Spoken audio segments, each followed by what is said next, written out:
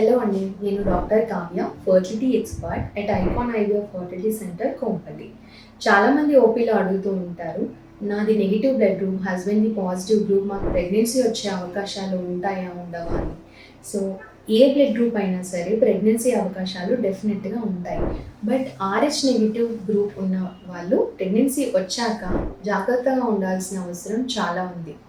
Negative blood group ఉన్న ఉమెన్లో baby కడుపులో పెరిగేటప్పుడు suppose baby group positive అయినట్లయితే కొన్ని యాంటీబాడీస్ అనేవి మదర్ బ్లడ్లో ఫామ్ అవుతాయి. ఈ యాంటీబాడీస్ ఫస్ట్ బేబీని ఎఫెక్ట్ చేయవు, బట్ సెకండ్ అండ్ థర్డ్ ప్రెగ్నెన్సీస్లో బేబీకి ఎగెనిస్ట్గా వర్క్ చేస్తాయి. సో ఇది మనం ప్రివెంట్ చేసుకోగలం. దీనికి ఒక వండర్ డ్రగ్ ఉంది, అదే anti-D vaccination. So negative blood group ఉన్న మదర్స్ బేబీ కడుపులో పెరుగుతున్నప్పుడే ఒక డోస్ తీసుకోవాల్సి ఉంటుంది.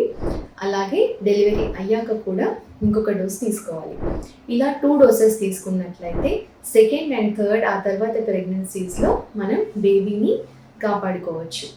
So thank you for watching the video.